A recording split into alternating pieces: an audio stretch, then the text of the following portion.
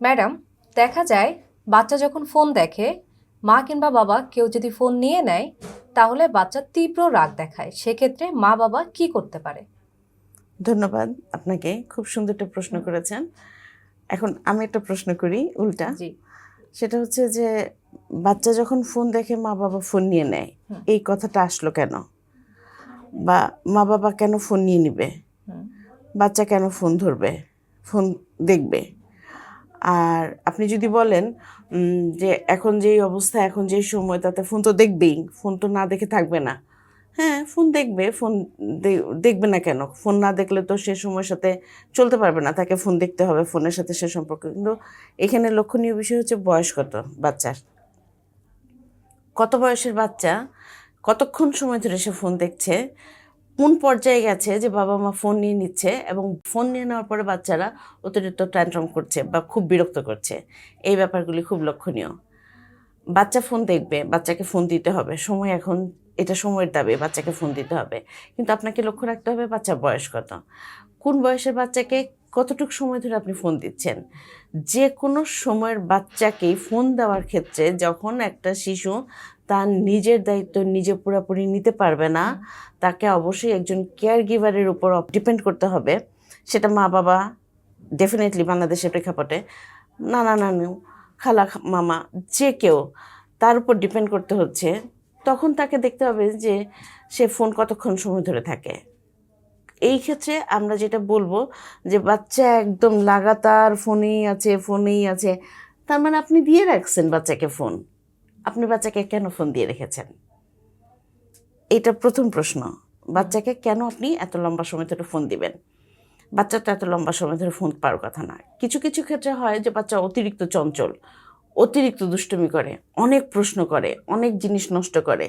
মা মনে করে যে আমার অনেক কাজ আছে বাসার, কাপড় চোপড় ধোবো, রান্নাবান্না করব, ওকে খাওয়াবো, খাবার রাত্রেবেলার জন্য প্রিপারেশন করব, রাত্রেবেলা দুপুরের খাবার রেডি করব, তারপরে একটু ঘরবাড়ি গুছাবো, এই সমস্ত কাজ আছে। ও প্রচণ্ড বিরক্ত করে, ঠিক আছে ওকে ফোনটা দিয়ে রাখি, আমাকে কিছুক্ষণ সময় সে আরাম দিবে, এই সময়টা আমি কাজ গুছাই নেব। এখন আপনি চিন্তা করেন, এইখানতে তাহলে আপনাকে ভাবতে বলবো যে আপনি চিন্তা করবেন যে আপনি অ্যাকচুয়ালি কী করতে চান। আপনি কি সুস্থভাবে বেঁচে থাকতে চান? আপনি কি নিজের পায়ে হাঁটতে চান, নাকি আপনি হুইল চেয়ারে বসে চলতে চান? ব্যাপারটা এরকম যে আপনি যদি নিজের পায়ে হাঁটতে চান, তাহলে অবশ্যই আপনি সুস্থ থাকার জন্য একটা কোনো অ্যাক্টিভিটি করবেন, খাবার দাওয়া খাবেন ঠিক মতনে, যা যেগুলি মেনটেন করতে হয় সেগুলি মেনটেন করবেন, সচেতন থাকবেন আপনি যেন পড়ে না যান, পায়ে ব্যথা না পান, বা কোনো অ্যাক্সিডেন্ট যেন না হয়, এইটাই। আর যদি আপনি মনে করেন যে যা হচ্ছে হোক, যা যেমনি খুশি সেমনি, আপনি উড়াধুরা হাঁটলেন, ঠিক মতনে খেলেন না, কোনো রুটিন মেনটেন করলেন না, তাহলে আপনি যে কোনো সময় যে কোনো একটা অ্যাক্সিডেন্ট হতে পারে। নিশ্চয়ই আমরা কেউ চাইবো না যে আমি খুব খারাপভাবে চলি, খারাপভাবে থাকি। ঠিক এইটাই ইম্পর্ট্যান্ট ইস্যু। সেটা হচ্ছে যে বাচ্চার ক্ষেত্রে বাচ্চা সুস্থ থাকাটা ইম্পর্ট্যান্ট, আপনার প্রত্যেক দিনের ডেইলি রুটিনটাও পাশাপাশি ইম্পর্ট্যান্ট। কিন্তু কোনটা বেশি প্রায়োরিটি, বাচ্চার মানসিক এবং শারীরিকভাবে সুস্থ থাকা, নাকি আপনার প্রতিদিন সুন্দর করে ঘর গুছানো, কাপড় চোপড় ধোয়া, রেগুলার রান্নাবান্না করা?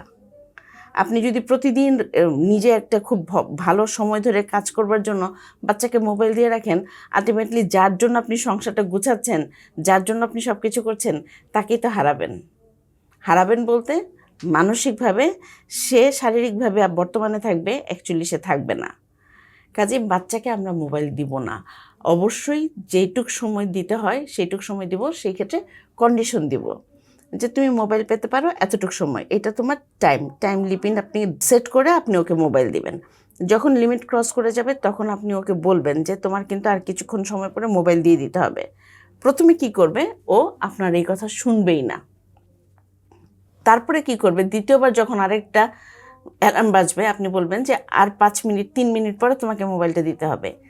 সেকেন্ড টাইম ও এই কথাটা শুনবে, নিবে কানে, কিন্তু ও মোবাইল দিবে না।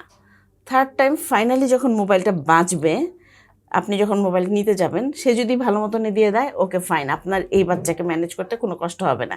কিন্তু যদি না দেয় এবং দেওয়ার পরে যদি অনেক চিৎকার চেঁচামেচি করে, তাহলে হচ্ছে ওই কথাটা নিয়েছে, প্রসেস করেছে, কিন্তু ওইটা মেনে নিতে পারছে না, এই কারণে ও এরকম যন্ত্রণা করছে।